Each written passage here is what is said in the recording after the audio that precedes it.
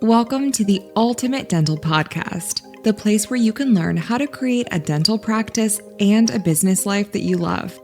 Listen in with Dr. David Moffet as he interviews successful entrepreneurs and successful business people and successful dentists as they share their business successes, their stories, and their breakthrough ideas, sharing pearls of wisdom that you can take back to your practice and implement immediately so that you can have that great practice with more patients, higher profits, and less stress. This is the podcast where great dental practices meet with successful business processes.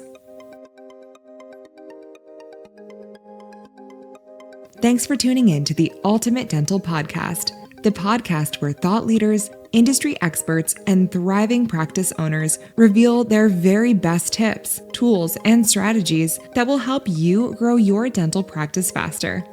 Now, here's your host, Dr. David Moffet.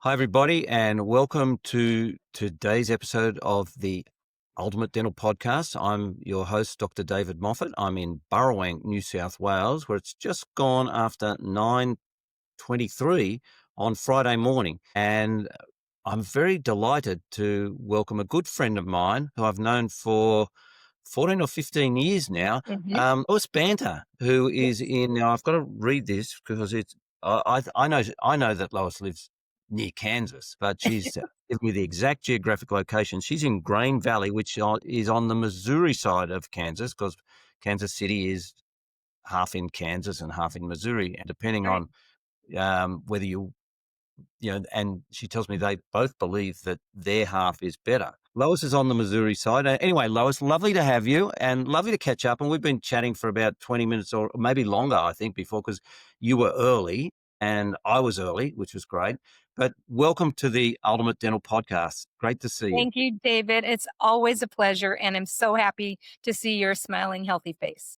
Yes, and yours too, Lois, and you're looking fantastic. And I know that since we last saw each other because of COVID, I haven't been to the US since 2019, and I last saw you in 2018. Used to see you annually over that period between 2011 and 2018. You certainly look radiant. You've had some changes, but Lois, you've had an amazing story in dentistry, and I'd like you to share that story of how you started in dentistry, what you achieved in dentistry, because I've only really known you as a coach and consultant, and then you were the owner of Speaking Consulting Network. You bought it off Linda Miles, and then you have, in the last few years, sold a big chunk of it off as well. So, and now you're starting another business. So there's a lot to unpack here, Lois. Let's roll back the clock and tell us, how did you get into dentistry? What was your reason for doing that? You know, getting into the business of consulting and speaking was a happy accident for me. But I worked probably over 25 years in 4 different offices in my career. I grew up in Duluth, Minnesota, way up north. I worked in 2 practices up in northern Minnesota and then moved to Missouri and worked in 2 practices down there. And in my last practice that I worked in for about 6.5 years, my boss's friends would come to my boss and have me come to their offices to teach their teams how to get the results I was getting. It didn't occur to me that people weren't getting good results. I mean, I knew what to do. I was trained how to do it. So I always went above and beyond. I owned the job. And so I would go to those doctors' offices and teach all the teams how to get the results, get the money off the books, keep the schedule full, get the insurance claims paid, get patients to schedule their needed dentistry. And so somewhere along the line, I thought, hey, I think that might be a company. So I founded Banta Consulting back in 2000 and built a pretty successful one-woman band consulting firm. And built that.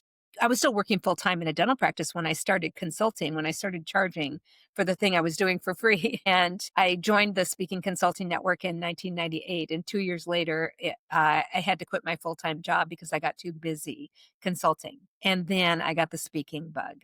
So the speaking bug came when the Thomas P. Hinman dental meeting had to find a speaker on emergency, and Linda Miles recommended me.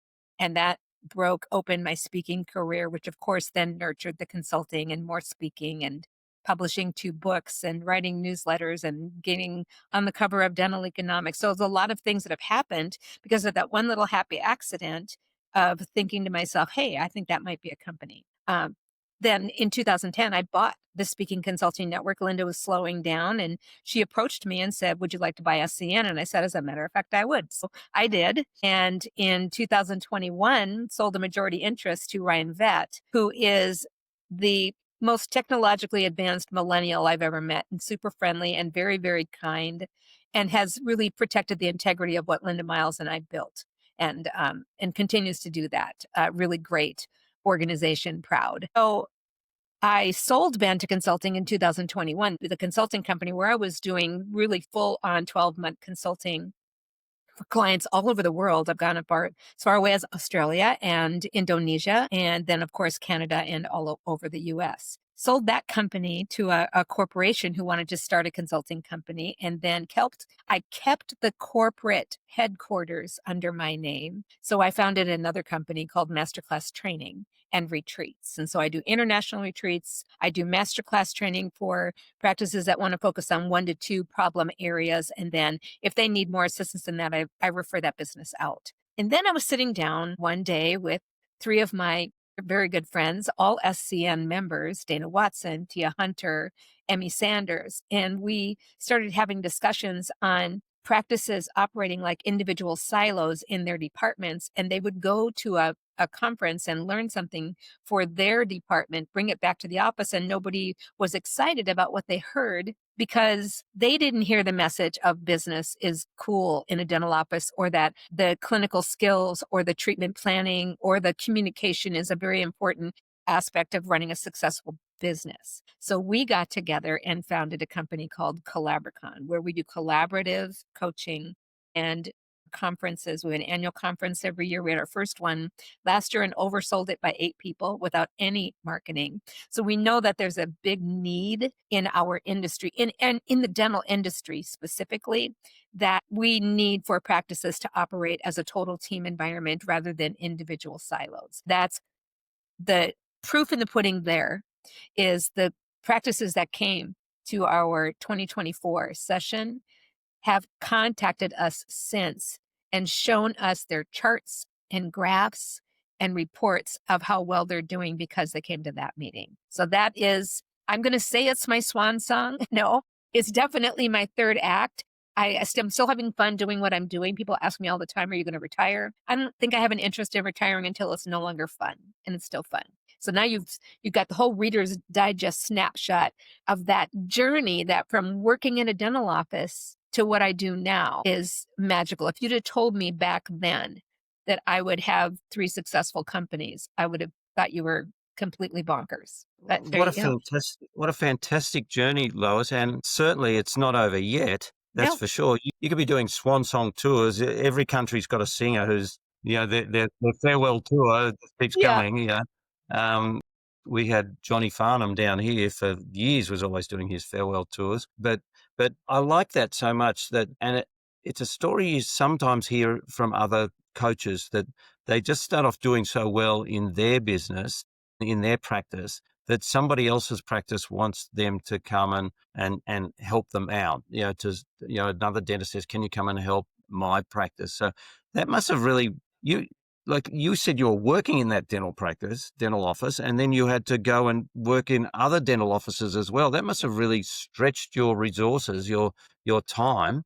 My boss worked 3.5 days a week. So I would take that 4th day, finish what I was doing behind the scenes at my regular job, and then go teach those teams something. I found millions of dollars of lost money on the books and inefficient scheduling, and then married that to communication skills. I always say that the second to the last job I had in a dental office, I worked for a guy named Gary Morgan. He knows I talk about him in every single one of my seminars. He was absolutely my favorite boss ever, and the toughest boss I ever worked for. Very, very high expectations, very intense, but I always knew what he wanted, right? And back in the day, this was way a long time ago before there was electronic scheduling and people were still scheduling in a paper book. And he sat me down my second day and he said, I want to see a new patient at 8 o'clock. I want to see a new patient at 1 o'clock. I want my consults to happen at 4:30. I want to be done with my major dentistry by lunch. Any questions? And I was like, no. But I went back to my desk thinking, how in the world am I ever going to get a patient to take those appointment times, right? Patients tend to dictate the schedule. It was that job that I learned the power in creative communication, in not asking yes, no questions and giving two options. And I didn't know then, but I know now that was really the catalyst for building all of the seminars that I've given over the last 30 years. Most of them came from all of those on the job experiences that I had of doing things right and the aha moments of when you marry systems with communication skills, magic happens in an office. But if you forget one, the other one has a tendency to fail. And that's what I teach. And that's why I still do it, David. I love teaching. I also love mentoring people that are coming up in the ranks that are doing what we do, but they're just starting out and they're trying to find their way. I love helping them find their way. So it's kind of a dual purpose. It's interesting you say that because I've found in my career as a dentist and then as a dental coach that there is a quantum difference between the practices where communication is good and the practices where there is no communication. Mm-hmm. And the ones with no communication are really suffering because Yes. dentistry is a grudge buy for patients and they really are screaming out for a little bit of personal touch, not just technical touch. Nope. No patient really knows what's going on inside their own mouth, and they No. don't even know whether it's good or bad. We've all worked in offices as dentists and dental people where the work of a new patient comes in, you say, who was your dentist? They go, Dr. Smith down the road. He was the best dentist. And you look in the mouth and you wonder how it's still in there. You know, you could park a truck in the margins, but he was able to communicate to these people and it didn't hurt them. What was in there wasn't hurting them. And so Just wasn't great dentistry. they thought he was wonderful and they kept coming back. So, and on the other hand, you can find the most technical people who do the most precise and neat work, and their books are empty because they can't communicate with the patient on a personal level. They're relying on their skill, but their skill is all hidden. Yes. It's great that you found that niche, and also you found a market for it, because one of the things that I tend to find is there's a lot of people who say, oh yeah, I know I could be better, but I'm happy with what I've got. And that's really scary too, because I would hate to be a patient in a practice where that is the attitude of the owner. I would hate to be a patient in a practice where they're just getting by. Yes. You know, I tell a story in one of my seminars on how I fired my own dentist years ago. I would go for my continuing care appointment and complain that food was trapping between two of my teeth. And they would hand me a proxy brush. And that's not what I wanted. I wanted to solve the problem. I didn't want a temporary fix. And they weren't listening to me. And about the third visit that they handed me proxy brushes, I fired them and went to a new dentist. And she had me fill out this health history. And on the bottom was, tell us a little bit about your smile. What would you change if you could? And I thought, aha. So I wrote in capital letters, I don't like the food that traps on the upper left. She comes in, new patient interview, sits down with me before the first explores pointy things in my mouth. She says, I understand you don't like the food that traps on the upper left. She said, I have a couple of solutions for you. You open to hearing them. And I was like, finally, I would have paid any money for somebody to stop that food from trapping. So money wasn't going to be my objection ever. But in dentistry, we tend to presume that patients' objections are always going to be around money. And that's not necessarily true. So we're not good listeners. We're sometimes okay communicators, but we're not really good listeners. We sometimes hear, but we don't listen. And so I teach how to be a much more effective communicator by listening more effectively. Yeah, it's crazy that what was happening to you. There's a video on YouTube that you have seen it. And you may or may not realize that it applies to you. It's where this guy he's got a flooded backyard and he's got a bucket and he's putting the water back over the fence and the water's coming through. It's an iron fence. And of course the answer is find where the water's coming from. It's probably a tap or something and just fix it up there. And that's exactly what's happening to you. They say, oh yeah, you can fix this with a brush. But you say, no, the problem is I want to enjoy my food. I don't want it packing in there. I don't want to be frustrated. And, you know, it's just a classic example of if you listen, your patients will tell you what they want and need. But we sometimes get super focused on telling our patients what they need before we've heard what they want or don't want. So we have it backwards. And that's what excites me though today still, is going into offices and realizing they still need help and assistance. Just tweaking a couple of things in their verbal skills could change their treatment acceptance 1,000%, just by tweaking a couple of sentences. And that, to me, that's money. That's magic. It is. I often tell dentists that, as far as I'm aware, no baby's ever been born speaking. No baby's ever been born with a telephone in its hand, nor have they been born with a handpiece in their hand. These are things they've learnt, and you can learn how to speak better to Yes. help your business, to help your patients. And Yes. and it's funny. Jane's got an office at the moment where there's a new girl, and she's so coachable. I walk past Jane's office and go, and she says, "This girl is she's just following the process." I love that they're a sponge for information. I Oh, love yeah. that when they get the aha moment of, oh my gosh, I can't believe that worked, and they want to do that again. That's very rewarding for a coach. Yeah. Jane also had an office where they wanted a hand with some questions for the employee review, but the office would never do it. They weren't doing employee reviews. Oh my And gosh. I said, well, you have to ask Jane about the phone skills because that's her side.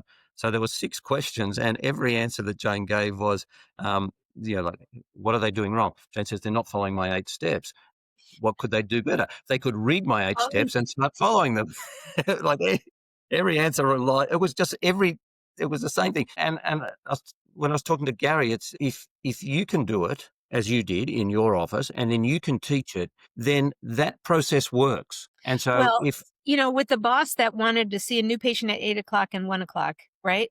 I mm, knew that I had to convince new patients who had never met us, to take an 8 o'clock or 1 o'clock. So I started giving them 2 choices. Doctor yes, sees patients at 8 o'clock and 1 o'clock. The next 2 8 o'clocks and 1 o'clocks I have left are this day and this day and this day at this time. Which would you prefer? So it became not about the yes, no question. It's about the 2 options. 99% of the time, the patient took one of the 2 options. If I ask them what day is best for them or time is best for them, your patient will actually tell you.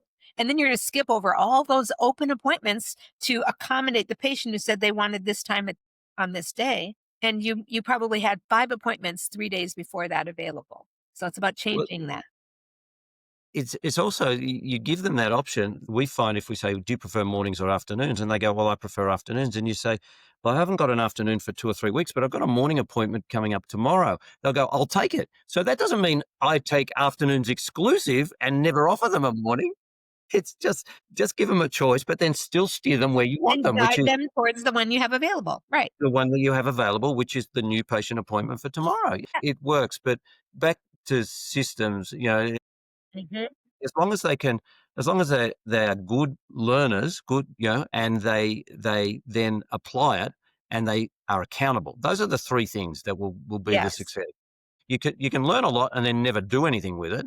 So you've Mhm. got to apply it, and then you've got to be accountable, which is it working? And if it's Yeah. not working, what am I doing wrong? Because I know it works for so and so. That was my first foray into practice, consulting or being helped by a consultant.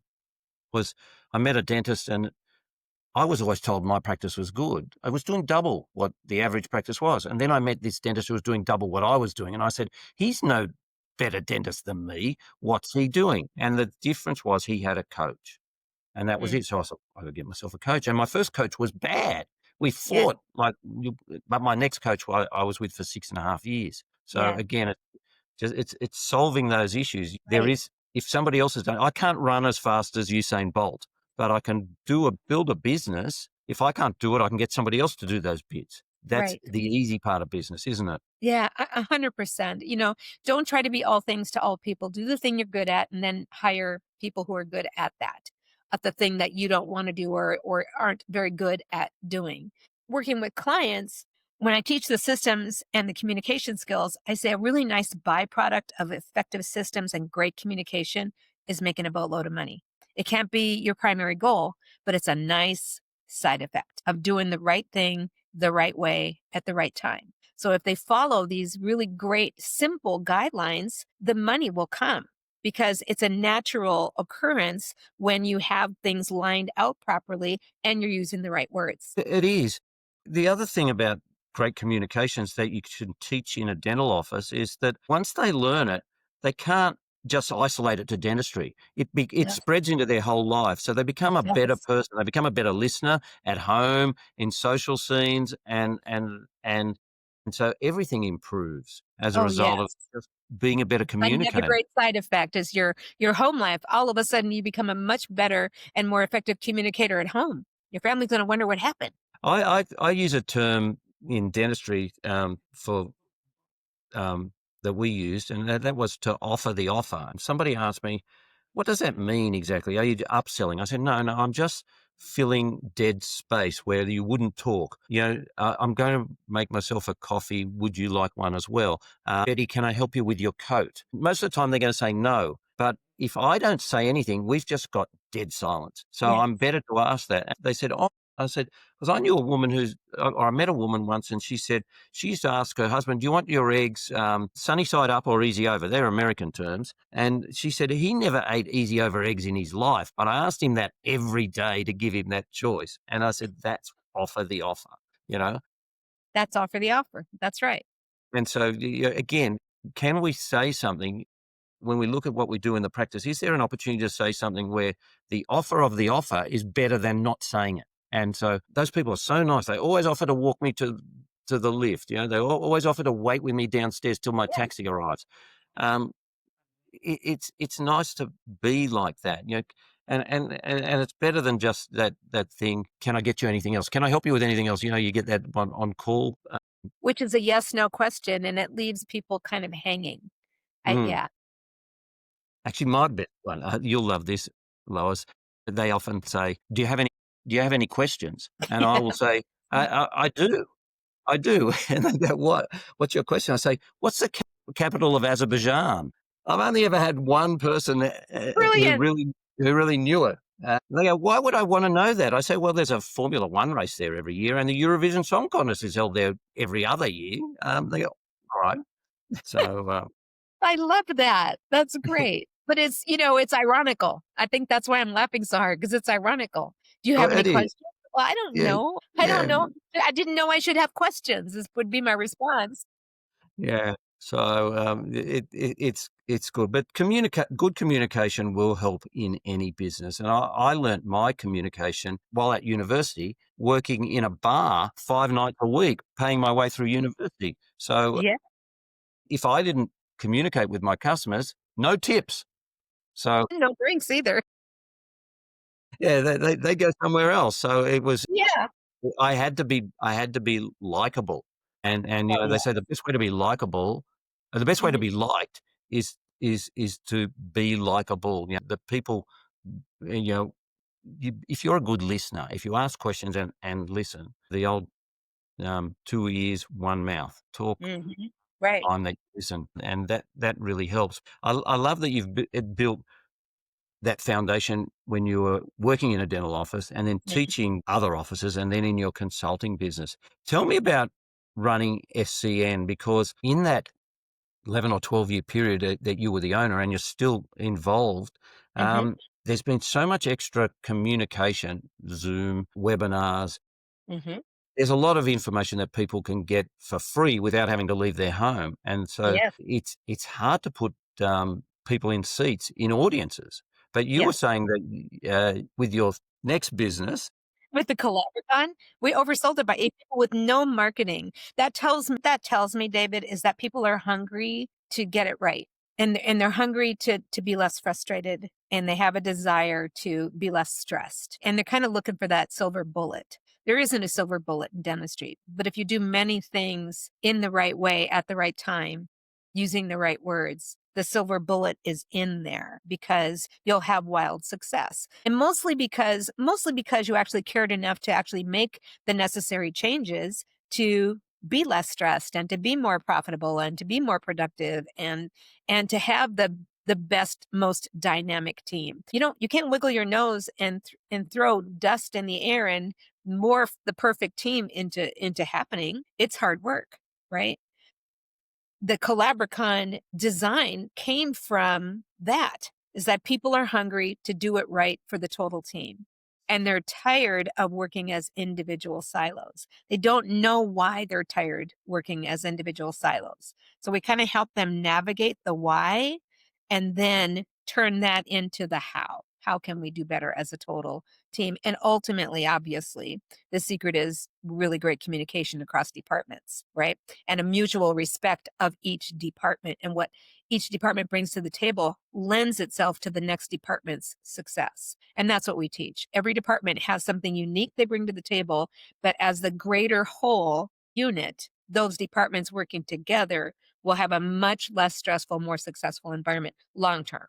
Yeah. You know, So we're having quite the renaissance in dentistry in the US right now. And I don't know that Australia, Canada, these other countries have the insurance issues that we have here in the US. But insurance is terrible, and dental insurance is terrible in the US for the provider. And so the renaissance that's happening is, you have this opportunity to sign a contract to be in network with the plan, which gets you more patients, but it pays you less money. And dental offices are real tired of that. And so now they are opting out of in network. But one of the things that I teach is how to be a private fee-for-service practice, not be married to the insurance industry, and keep those patients. And that's what I teach. And a lot of it has to do with communication. it is, because if you communicate with your patients, there are people who don't care what you charge because they wouldn't even think of shopping around because they still consider that what you do for them is great value. And it's not Right. just dentistry. This is the same. I tell the story mowing my lawn. The guy who mows my lawn, or the guy who mowed my lawn in Sydney when we lived up there, he used to take photos and put my front lawn on pictures on Instagram. He said I had the best lawn in the Shire, in the county. Awesome. And I didn't. I didn't care what the guy over the road was paying his guy, because I knew this guy was doing. He was treating it as if it was his Was own his lawn. Yeah, the way I got him, he was mowing my neighbour's lawn, and I said, "I'm going away for 6 weeks, so can you just mow my front lawn while I'm away? Because no one will see the back lawn." And he said, "Yeah." I said, "How much would that cost?" He said, $50. And I said, "How much would it cost for you to mow it while I'm here?" Because I thought that's such good value. And he said, $50. I said, "Well, let's just do that." And he used to bring a roller and mow it like a bowling green. And again, it's just about, if you're getting great service and it's not causing any trouble, why would you change? Why would you change? Right. Yes. And it's that, I fly a lot, you fly a lot. And when people find out I'm in dentistry, other than trying to show me their tooth, which I don't want them to show me because I'm not a clinical person, they tell me stories about their dental office and their dentist. And so I hear one of two things: I love my dentist, or I just love my dentist. And I always ask, why do you love your dentist? Oh, that person that answers the phone, or I love my hygienist, or I love my assistant. Never the dentist. It's the team. Yeah. And why did you leave your practice? Oh, well, that person that sits at the greeter position is rude, and I didn't appear to love her job, and she didn't appear to love the patients. And so I left because I didn't like how she treated everyone. So the number one reason a patient leaves you is your team. So take care of your team, right? And teach them to be very good, caring, customer service oriented communicators, and you'll keep patients forever. And that's why you look in someone's mouth as a dentist, David, and you see all this, mediocre dentistry, but they loved their dentist. That's because someone in that office made them feel special when they walked through the door, and had nothing to do with the dentistry. But they say, I have the best dentist in town. And I always ask Yeah. them, Sometimes they can't even remember the name of their dentist, no, but because they're happy with their office, or even when they're unhappy and they leave, I say, who was your previous dentist? And he's retired, and they go, "Oh, I can't remember his name." And same in, actually, a friend of mine told me that he got a job working in an office where there was four partners, and he was the associate. So there was wow, five dentists. He said, "I spent a lot of time working with this." And at the end of the appointment, the patient got up and said, "Thanks, Dr. Laird." And he wasn't Dr. Laird. Dr. Laird was one of the partners. So he's going, the guy doesn't. So there's a communication issue, So, yeah, so yeah, that's the sad part, when when they ring up and ask for the hygienist by name, and they know the dentist by name, and they can identify them. And dentists are just as guilty, Lois. You know yeah, the story. They I meet their do. patient in the street and they go, who is that patient? I know I've done a crown It on just showed tooth me number. this part of you. I can tell you who they were. Yeah, I tell you what I did for you last time, but I can't remember your name. Or so Yeah. it is a tough ask. Yeah, it was something I learned early on. You have to be a good communicator as a dentist, and you have to be likable. But Mhm. it's not your 100% show. Yeah. It's all about the team, Mhm. and I learned it. I actually learned it at an ophthalmic surgeon. I was in the office for nearly 2 hours before I met the surgeon, but I'd already decided that that was the place I was going to get my eye surgery done. And this is a long time ago, and Mhm. I tell that story. He didn't come in and say, "Hey, look at me, see all my degrees." None of that. Just the he was just the rubber stamp at the end that said that made me say, "Yeah, I'm in the right place." Yeah. And Exactly. we can do that in dentistry, and we should be Yes. doing that in dentistry because we're only as good as our team. We can't be a team of one, and we've got to have those right people. Tell me about Collaboracon. Yes. How did you four just say, well, it's like the Elton John, Bernie Taupin story, isn't it? One could write music, one could write words, but they couldn't do the other, and they got put together by answering an ad. Yeah. It wasn't like that. You guys knew each other, but did you really have four separate parts of dentistry, or that Yes. you Yes. were mastering? And you Yes. just say, hey, this is that puzzle that goes together. We've got it. Let's do Yeah. something with it. We were speaking at a conference and we were all quizzing each other on what are you speaking on? Well, I'm speaking on OSHA and HIPAA and assisting. I'm speaking on hygiene, the hygiene department and periodontal disease and blah blah blah. And Dana, who's married to a dentist, she said, "Well, I speak to the dentist and spouse at a lot of the study clubs, and we have, we talk about leadership and communication." And I went, "Well, I speak mostly to the administrative teams and I teach systems and protocols and communication." And we all looked around the room and went, we're silo speakers. We're speaking to a department and encouraging departments to come to our departmental meeting. And we said, why don't we just collaborate? And that's what founded Collaboracon. So we researched it, we trademarked it, and we built everything we do around it. So we now are launching a membership plan where dental practices can come to our site and download forms and protocols for their department, like a morning huddle agenda or verbal skills for treatment acceptance, which will, of course, sing across all of the departments and proper handoffs, et cetera. And so we said, well, let's have an annual meeting. Great. So that turned into we had a practice that came that is in 9 locations. They have 9 locations. They're not a DS. They just have 9 locations. So they practice in the country, and there's these 9 country locations. And the leadership from each of those locations came to our meeting and said, okay, we need to bring you to us. So now we've started the process for collaborative coaching. So where if they want to take what they learned in our course to the next level, then they can bring us to them and we will happily teach them total team concept for operating a successful business. And we are starting a podcast, David. So you'll have to be on our podcast. So just be That'd be looking for lovely. that invite, my friend. That'd be great. Happy to do that, Lois. But you've raised a really important point because everybody, I think, who launches into dental consulting, if they still keep doing it on their own, they either have to silo themselves and become a master of one part of the dental office and then share the other part again with Yes. somebody else. And often that's a situation where they may recommend their client go to another consultant, and then that consultant does more for them than they do, and so they Mhm. lose them. So this is a Yes, great way of you that's right. collaborating. Um, I've referred a ton of business out for clinical coaching because I am not a clinical coach. And so why not create the concept where the 4 of us can refer to each other for whatever that practice needs. And so we have a couple of beta test sites we're getting ready to launch in 2026. One is like a 16-person team, and then the other one is a multi-location practice. And mostly what we want, with the aha moments that we want, is to track the success of the results from that coaching through whatever monthly monitoring system can result from improving your communication, improving your leadership, improving your systems, and then creating trackable resources to figure out here's where we started and here's where we ended up.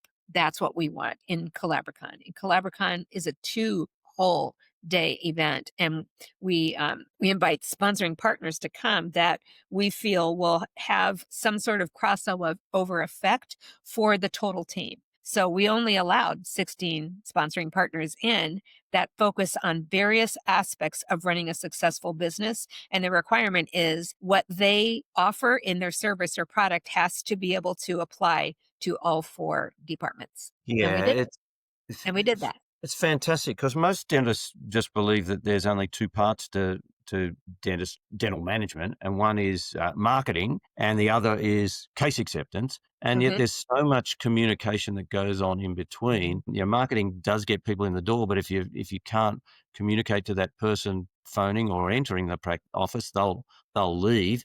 And Yes. I often tell the story of patients who have actually come in and sat down as a new patient, and they've already decided before they meet the doctor, I'm not coming back because of, as you were saying, an office where they didn't like the way that they were spoken to by the greeter or looked after while they were waiting. It's Yes. it's kind of like waiting for the electric chair for a lot of people. It's not a place they wanted to be. Loves loves going to the dentist, except crazy people like us, right? I mean, if I Well, could have my teeth cleaned every month, I would totally do that. But we're not the norm. Nobody loves going to the dentist, but the minute they feel indifference from anybody, any one entity in that practice, they're at risk for not coming back. they are. It's the one reason a lot of customers leave. No, not just dentistry, but long-term customers will leave because they start feeling like they're being taken for granted and ignored. Sure.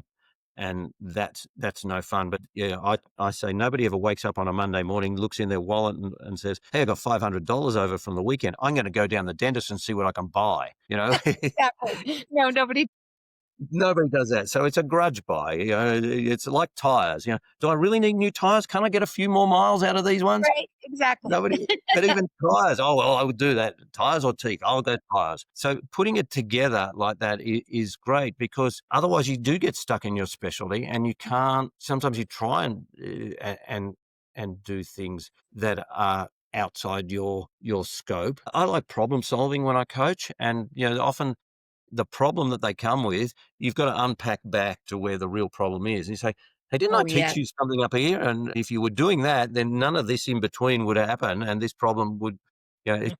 Sadly, Yep. the problems all come back to communication or the doctor not thinking that it was worth it at the I time we told them. I had a practice that hired me because they weren't getting along. Nobody was getting along. In fact, that no department liked or had respect for anything the other departments brought to the table. So in my team meeting, I mixed up all of the team and I had place cards with their names on it, and I preset them in specific places, purposely next to people they weren't getting along with. And the first exercise we did was I made them go around the room and tell the person next to them what they appreciated about them. And by the time it got to that last person, there were a lot of tears in the room, and it was like, I didn't know you felt that way, or I didn't know you thought that. I thought you didn't like me. Well, everybody's going to presume until you prove otherwise, right? And so that opened the door for the training. I wasn't going to get through the training effectively until I could get them all rowing in the same direction. And the only way I knew how to do that was to like break down the barrier. And so I bravely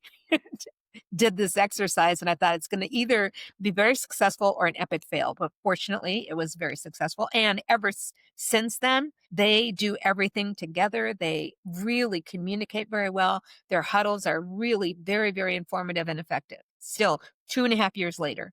So it does That's it. great. I'm glad you fixed that. I know of an office where 2 team members actually did it. For the clinical dental assistant, they actually purposely did an incorrect setup for her, and Setting them because up to fail. she just assumes that the tray is correct, and Mhm. and and she goes, "This is the tray I've been given." And when I found out about this, I said, "How can you treat Yeah. a coworker like that?" Another human Negate being. their mind. Yeah, yeah, it's just not right. No. But that's just sometimes we do that in school, didn't we? There's sometimes Yeah. People are mean. I mean, like you would know, people get picked on for their height, don't they? So Oh, yes. Oh my gosh. I quit counting. But it's I always say, I am not short. You're just a little too tall. And my family, we never talked about being small in my family, so it never bothered me. But when I was in high school is when it bothered me because, of course, there was bullying and people were like, they called me shorty and all kinds of things. And it's like, you know what? I'm going to laugh all the way through the day. It It's just funny. didn't get to me. It's kids that, when Jane was a school teacher, she progressed from year 6 down to kindergarten. And of course, Oh, the only way when you're a kindergarten teacher and you're good, the only way to get out of being a kindergarten teacher is to go on maternity leave and not return. And then, they just get, oh, Jane, you can have kindergarten again. But I went, yeah, but kindy kids, they can be so brutal. They used to say to her, because she had crooked teeth when we met, and she yeah. said one of her centrals stuck out more than the other. And the kids would say, "Miss, is your tooth going to fall out?" Yeah, it was just like, Oh my goodness. you see, they're just brutally speak first and Brutally then think. honest and brutally in your face. Yes, yes. When I bought SCN, the year that I was purchasing SCN, I got a lot of pushback from people in the industry saying I didn't have the street cred to own an organization like that.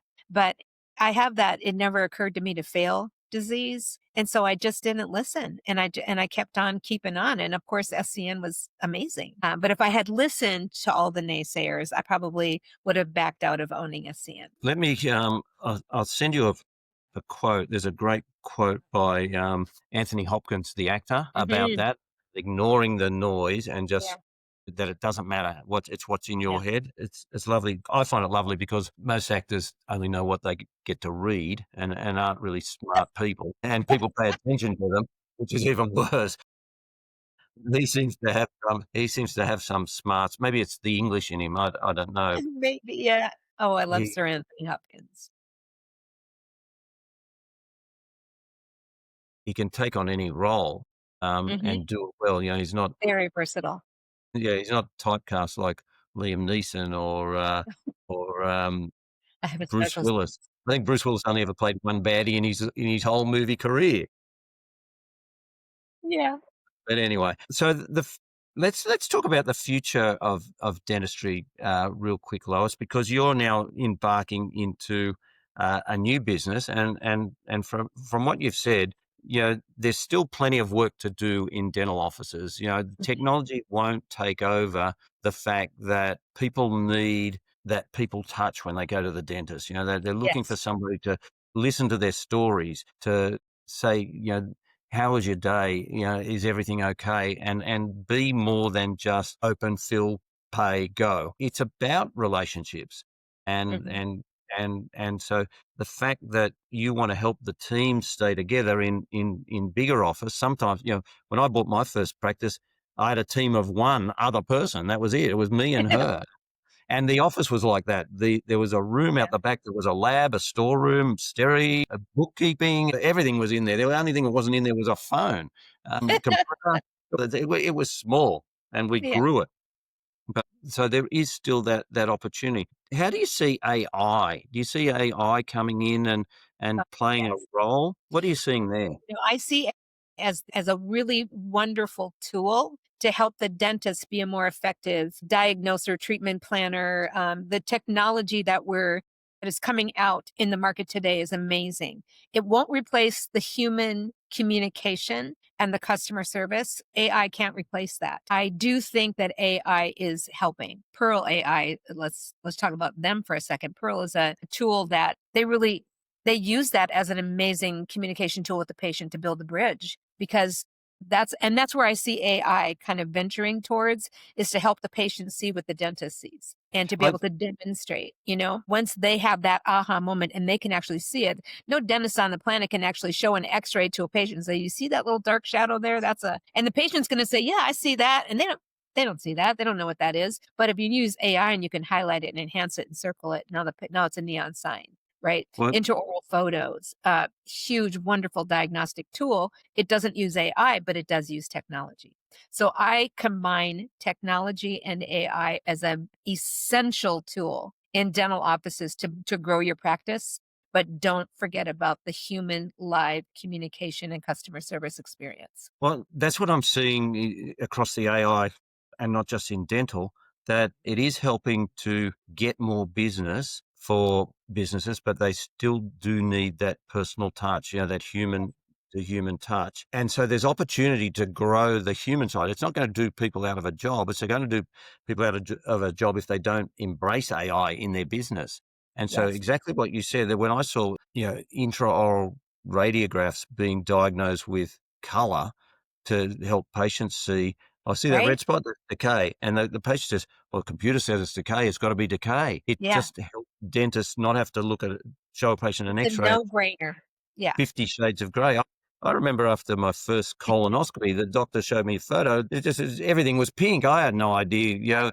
What idea what you're looking at. What are you talking about there? I can't tell that. And sometimes when I'm a patient, I don't even know what's going on. It's everything's shadows, and I'm just still looking at that light or the picture Right. on the roof. But I Yep. can't. I don't know what instrument's actually gone in my mouth. Exactly. And I'm a dentist. So what's the patient who's not dental going to know? But that being able to say, well, I've checked it with the computer, and the computer says this, that will help those patients get that necessary dentistry done, Right. and not But then there just has to be that human connection, right? yes, I like to use AI as a wonderful assistant. It's an assistant for the dentist to be a more effective communicator so that the patient can understand and want what is being proposed to them because they clearly understand it. AI can help the patient clearly understand things. And then you talk about AI in following up on overdue recare systems, et cetera. That's been around for a long time. And there's a lot of dental offices that are relying 100%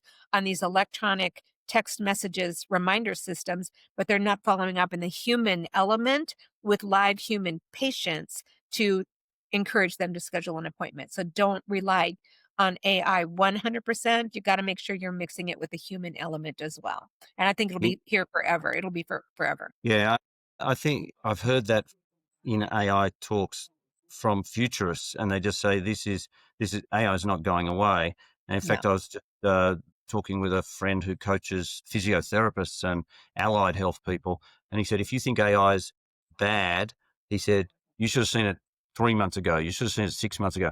Today, it's as bad as it's ever going to be. It's just going to get better. just going to get better. Right. It's just going to get better. And so, how do we use that? But you've hit the nail on the head.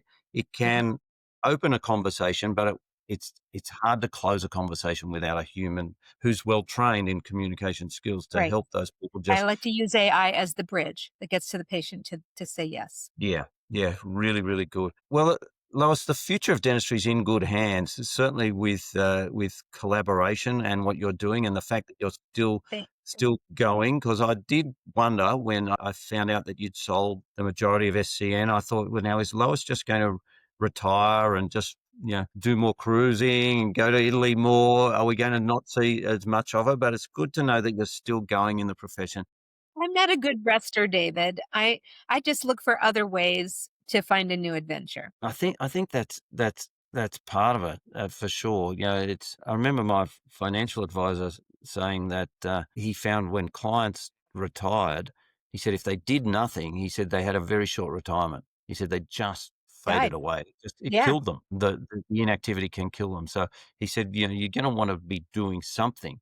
And so, I like the idea of coaching because it helps me to give back, that Yeah. knowledge and those lessons that I learned, and help people Yes. not to make the mistakes that I made Yes. so that they Gosh, we've can. all made them. How do you move forward if unless you made a few mistakes? Well, you learn more from your mistakes than your successes, I'll tell you that. For sure. Sometimes it takes a couple of mistakes to repeat themselves before you learn, but Yes, still, that's so true. So that's true. true. You gotta know what doesn't work in order to move in the right direction. So Oh, for sure. I don't mind making mistakes because those are lessons. I don't mind. They are. I had a dear friend in university as a dentist, and when he graduated, he worked 2 part-time jobs, and he would change each job every year. He would change 1 job each year. So he was in each practice every practice only for 2 years, and I thought, he doesn't even know whether his work lasts more than 2 years, Yeah. And he would just keep doing that, and so I think one of the real tests in dentistry is if you can, for a dentist, is if you can be in the same location and be, I was in my practice for 28 years. That's Wow. multi-generational. Yeah. You're seeing their children and sometimes their grandchildren coming, and you work last if you've still got those patients, and Yeah. that's always the test. But when I left my office and I moved and I worked as an associate, 6 miles away, some people I saw, they said, David, it's just not in the direction I need to go. So it's, I go to see you here, but I'm not traveling an extra 6 miles to see you. And the other patients who I didn't expect say, you know what, I'd travel all over the world to see you. And that's very fulfilling. Yeah. It's a funny old thing in relationships like that. It is a difficult thing, but as long as you give it your best and you've done your best, you can rest yourself proud. You can sleep easy at night. And I think that's the important thing. Lois, if anybody wants to get in touch with you, what's the best way for them? Well, they can log on to ljbseminars.com. There's a direct communication with me there. They can email me at lois.banta57@gmail.com. They can also email me at Collaboracon event@collaboracon.com. Okay, got it. And that's how, and they can find more information about Collaboracon on our website, collaboracon.com. Collaboracon.com.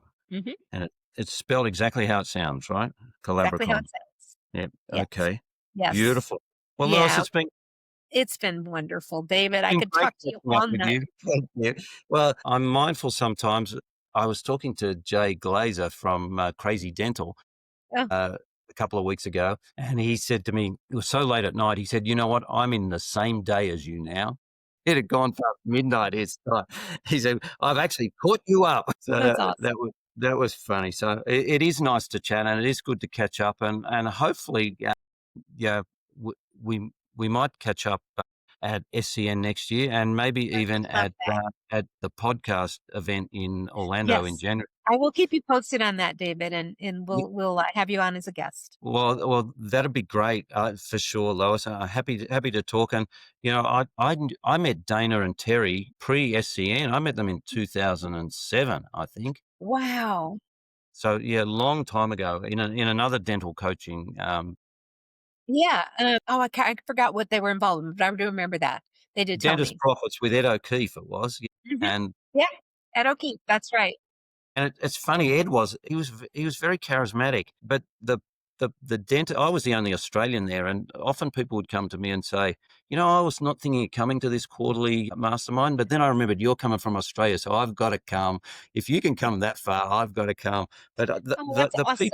the people in that time, and Terry will tell you this, we can still pick up the phone. I can still pick up the phone and call a dozen of those people and just have a chat. Absolutely. It was just that we were all like-minded, and we all left, and some are coaching and some are just still doing their dentistry. But Yeah. it's like that line in the movie Stand By Me. I think, is it at the start or at the end, where he says, I think it's at the end, he says, we never had friends like we had in school. Well, that was a kind of school that everybody seemed to just click really well. It was good That's fun. what SCN is like to me. I've never had friends like I've met at SCN. Well, I must say the same, because many of my guests on my podcast have been SCN Yeah. presenter, the people that I've met, and happy to jump on, when I reached out to them as you were. And it's great. It is the SCN family, isn't it? It is. That's for sure. Well, Lois, thank you very much for being a guest on the Ultimate Dental Podcast. It's been great. And you're right, we could have talked forever on this, and I look forward to catching up with you face to face. Yes. Definitely going to happen in the next 12 months for sure. Me too, David. Thank you so much. Thanks, Lois.